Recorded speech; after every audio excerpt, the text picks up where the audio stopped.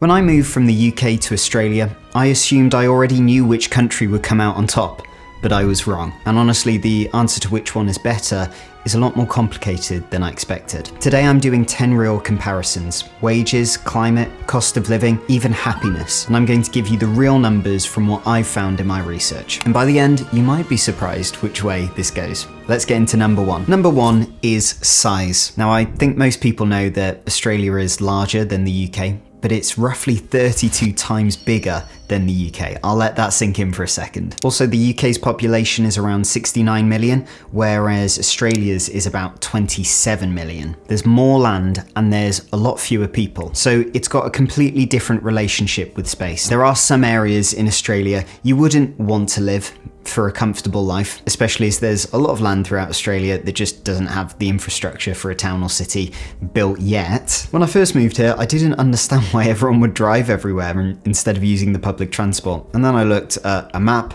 of Australia in depth and I was like, yeah, fair enough. But whether you're British or Australian, in terms of passport strength, both are pretty similar. So the Australian passport ranks 7th on the Henley Passport Index at time of filming, which gives you access to 182 countries. Whereas the UK ranks 6th on the Henley Passport Index at the time of filming, giving you access to 183. So you're not really missing out much. I've noticed there's a lot more green spaces, a lot more ovals and parks for people to play sports in. Cities like Brisbane seem to invest more money into wide open spaces, large roads, because they clearly have a vision of the future of more and more people coming here, the population growing, and unless you're in the central business district of a city, you never really feel like you're going to scrape the side of your car down a narrow alley like you might do in the UK with different cars parked along the road. There's lots of room here. And if you're enjoying this video, tap that little like button down below if you're feeling cheeky. Really helps me out. Right, let's talk about money. The question on most people's minds. I'll cut right to it. Average salaries in Australia are around 29% higher than in the UK. So in Australia, that's roughly about 45,000 British pounds a year, compared to the UK's 35,000 pounds, which is quite a bit lower. Now, that doesn't mean every job pays more, of course, it varies by industry, but as a baseline, you are generally walking into a higher number being on your pay slip. You're generally increasing the likelihood that you will be getting paid more than you would in somewhere like the UK. But it's all relative. As we'll touch on later, there might be other things you pay a lot more for. However, I personally have found that I've saved a lot more money living in Australia and I spend a lot less, especially on rent. I get a lot more bang for my buck here and it's just so much cheaper in Australia, in my experience. But the gap between these two salaries matters even more when we factor in number 3. Minimum wage. So the minimum wage in Australia is genuinely world leading. So as of the 1st of July 2025, the minimum wage in Australia is $24.95 per hour. That's about £13.01. In the UK, as of April 2026, it's £12.71 per hour for anyone 21 years old or over. There's this screenshot from globalexpansion.com that shows Australia ranked number 2 in the entire world for the highest minimum wage, which honestly is really, really impressive. You do kind of need it here because there are certain things that will be more expensive in the UK. Number 4, the cost of living. Does the higher wage actually help? Okay, so Australia pays more, but are you just paying way more in living expenses and luxuries here? Now, the honest answer to this, according to pssremovals.com, is yes. Australia is 10 to 25% more expensive than the UK for living expenses. For example, if you are unable to find a bulk billing doctor in your local area, you will have to pay for your doctor's appointments, something that would never happen in the UK for a GP appointment. Another example taken from the website, bread costs £2.50 in Australia versus £1.20 in the UK. And if you go to Aldi in the UK, you can get it for like 50p sometimes. It's brilliant. However, in my personal experience, moving from London to Brisbane, obviously moving from an extortionate city to a marginally cheaper city, and I say marginally because the rent prices, they're getting up there, I'll tell you that. I get a lot more bang for my buck here, and I found that it's really helped not being charged full rates for council tax while I'm renting here, whereas in the UK, I was paying like £1,500 a year for my rates for my council tax. You don't have to have a TV license in Australia, and there's a few other benefits like the VAT here, which is called GST in Australia, is only 10%, whereas in the UK it's 20%. So I find that if I need to buy a new camera for the channel, if I want to buy a car or something like that, I'm always saving money. And honestly, I'm saving more money than I was in the UK. Now here's the thing that nobody warns you about before moving to Australia. The life admin is relentless. Setting up insurance, rental renewals, utility bills. It is an endless mountain of PDFs you can never quite get through. That's how it feels sometimes. And honestly, this is on top of, managing my YouTube channel and handling my scripts as an actor, highlighting them and all of that good stuff. So I found UPDF to be a massive lifesaver. It's an AI-powered PDF editor that lets me summarize complex terms and conditions. I can use AI bookmarks to jump straight to the sections that actually matter in a 40-page document. This is really helpful. Sign contracts on an iPad in seconds, and it syncs everything across all of my devices. So if you have multiple computers, one at work, one at home, maybe you've got an iPad in the car, it syncs across them all. It's great. UPDF helps you crush your admin and get back to building your dream life. UPDF 2.5 is now available. Explore UPDF 2.5 via the link in the description with the $10 extra discount. Now, I don't want to be dramatic, but I had no idea what British weather was doing to me until I left it. Now, if you decide to move to somewhere like Queensland, like I did, it will be sunny, it will be warm, it will be delightful. The winters are gorgeous, they are mild, they feel like a perfect UK summer's day, but for a whole season. Some summers in the UK, they are so cold and rainy that we're like, oh great, so we just skipped summer this year, thanks. And the UK is very temperate maritime. It can be very wet and windy and drizzly. I was living in Cornwall for 3 years while I was getting my acting degree, and while it's a huge tourist destination in the summer, most of the year it is just wet and drizzly and grey. And there's a real condition that a lot of British people get called seasonal affective disorder, and a lot of Brits have this without even knowing. It comes not only from the constant grey seasons, but also from a lack of vitamin D, and I found that taking a vitamin D supplement in the UK and Australia really helps with it. So I'm not saying that waking up in Australia fixes everything, but seeing that golden sunshine creep through the curtains, being able to go out for a run and not being freezing and pulling my intercostal muscles even though I've warmed up, and forgetting to take my vitamin D supplement and still feeling just a general calmness and happiness.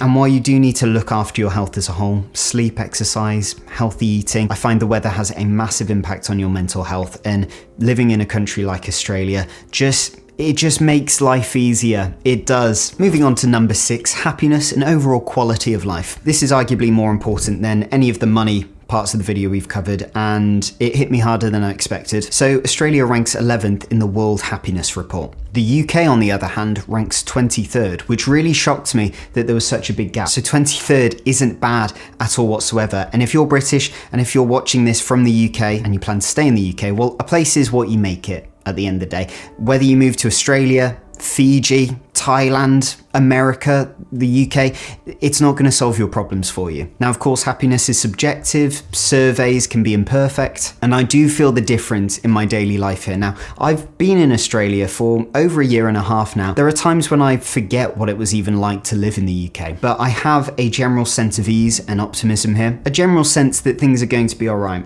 But one thing I will say, and you might not be like this, but I suffer from quite a lot of homesickness. I still get anxiety here. That didn't magically disappear. That's something I've been, struggling with since I was 12, not to get into it. But I think a big thing for me is that I've been hitting my goals in life, my work goals, a lot faster than I expected. Of course, this could be because of age and wisdom. I'm not as lazy as I was when I was 16 years old, but I do feel like it's easy for me to be productive here.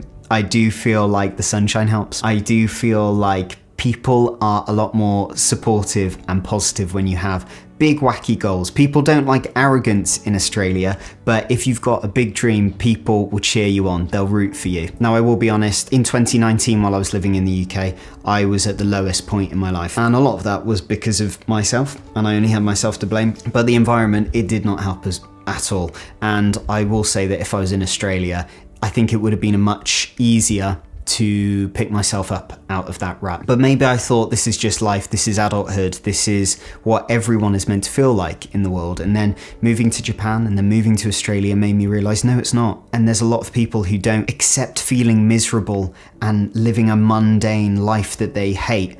And I'm not saying that that's what the UK is like, but it blew my mind when I moved to Australia and started socializing with Australians and seeing how they see the world.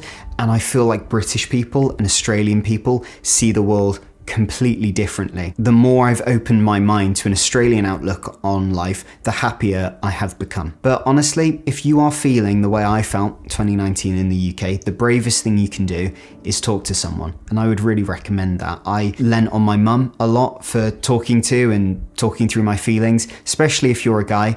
If you've got mates, try and have a chat with them. And when you're feeling really poor in your mental health, a listening ear and a mate can, honestly, it's like medicine. It's not medicine, but it feels like it. Number 7, the work culture. Now, the workplace culture in the UK tends to lean a bit more formal and hierarchical. There's a real sense of knowing your place and respecting the chain of command. And I found that in Australia, it is a little bit more easygoing. It's a bit like, hey mate, how are you? Like easygoing. It's a bit more friendly. There's more mateship. I feel like there's more banter from the get-go, whereas in the UK, I feel like you do often, not with everyone, but with a lot of people, need to build up a bit of a relationship over a few days before that bantering starts happening. Otherwise, it's quite surface level. That's just my experience. Also, you can call your boss up and call in sick and you're not made to feel bad. Whereas I worked a lot of hospitality jobs in the UK where when I would do this, they would guilt trip me into coming in, or to be like, are you really sick? Are you really, mate, we really, really need you. And I'm like, I've got the flu. But then again, I found that in the UK, I have a lot deeper conversations. But I do feel like when I've needed chat, when I'm a bit down, when I want to talk about my feelings, I feel like it is easier to do with British people to get to that level of depth. Whereas in Australia, it feels like you have to really know that person. They have to be quite close to you before you do that. Of course, I think this should change. I think everyone should feel comfortable to talk to lots of people in their life about their mental health. It feels a lot more easier to do in the UK, in my personal experience. Number 8, grocery costs. Right, groceries. This one surprised me the most when I first moved here. When I moved to Australia and saw the prices in the cheapest supermarket, which is Aldi, and it would be like $6 for a bunch of bananas, £1 for a bulb of garlic, things like that. I was like, this is mental. Now, I will say in the UK, we import a lot of our food, whereas in Australia, a lot of it is homegrown in the country. But it's not just a little bit expensive here, it's a lot of bit expensive. I actually spend twice the amount on groceries than what my wife and I were paying back in the UK. So it's a pretty big leap, but honestly, it kind of balances it out that we don't pay rates, council tax for our home. Any Aussies, you have to go to an Aldi UK. You will be blown away by how cheap it is. Sometimes my wife and I, for 2 people, for a week's worth of shopping, we could get the shop down to like £30. Amazing. Number 9, travel connections. Okay, this is where I want to be very, very honest. The UK has major travel advantages that I genuinely miss. If you want to go to Scotland or Wales from England, you just hop in your car and you drive. It's very expensive, but it's quick and easy. You can hop on a ferry to France, to Ireland. You can get the Eurostar and it will take you to places like France, Germany, Amsterdam. And if you want to fly to Italy, 3-hour flight. If you want to fly to Menorca, 3-hour flight. It's so easy to get around the UK and Europe. Everything's very, very close. Now, a lot of people argue Australia's travel connections are rubbish, but remember, you're living in Australia and the continent is so big that there is so much to see. And let's not forget, you are so much closer to places like New Zealand, Vietnam, even Japan, than you ever would be living in the UK. And the continent itself, Australia is paradise. Whether you want to go skiing in the Australian Alps, go on a jungle river cruise, go see the River Murray, or visit the snowy beaches in Tasmania and see the penguins, it's all on offer. And yes, it's a massive continent. You better get yourself a good car or start booking those flights in, but it is very travelable.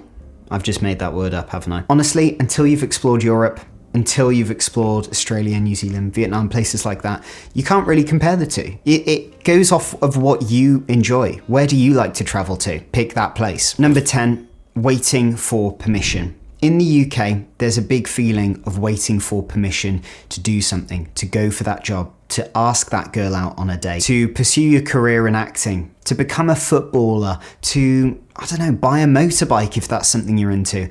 Whereas Australia, you don't feel like you're ever waiting for permission. You don't ever feel like you have to wait for someone to tell you what to do. And British culture is full of a lot of invisible rules on who gets to do what. Knowing your place, not being too much at a party, knowing your station. It's very subtle, but it's everywhere. The odd sort of frown, the odd sort of... what's he doing? And you probably don't even notice this if you've grown up in the UK because you're so used to it. It's not until I left the UK for a considerable amount of time, came back after 2 years living in Japan, and started getting reverse culture shock. And Australia has this quiet, give it a go energy. And aside from the fact that my wife is Australian, it's why we both love living here so much, because you feel like anything's possible. Nobody's running around giving motivational speeches, but there is that nod of approval that you just don't feel like you always get in the UK. I will say it's getting better, especially with the younger generation in the UK. People are being a lot more supportive. And I will say the UK is a bloody gorgeous place, okay? And there's so many fantastic people in the UK that would never judge you. But since living in Australia, I've become braver without really realizing it. And I think that's the thing that changes everything else. It's not the salary, it's not the sunshine, it's not the elite level coffee. It's the quiet feeling of, go on mate, give it a go. You gotta find what works best for you. Now, I love living in Australia. Will I live here my whole entire life? I don't know. There's so much of the UK I love, so many people I love there, and honestly, some days I really miss the grey, drizzly weather. There's a lot that the UK has on offer that Australia doesn't. So I think it's really important to remember you can't pick which one is better because there's not a clear answer with that. And if you want to keep the adventure going, YouTube thinks that you'll adore this video here, so click that and we'll see you over there. See you in the next one. Bye.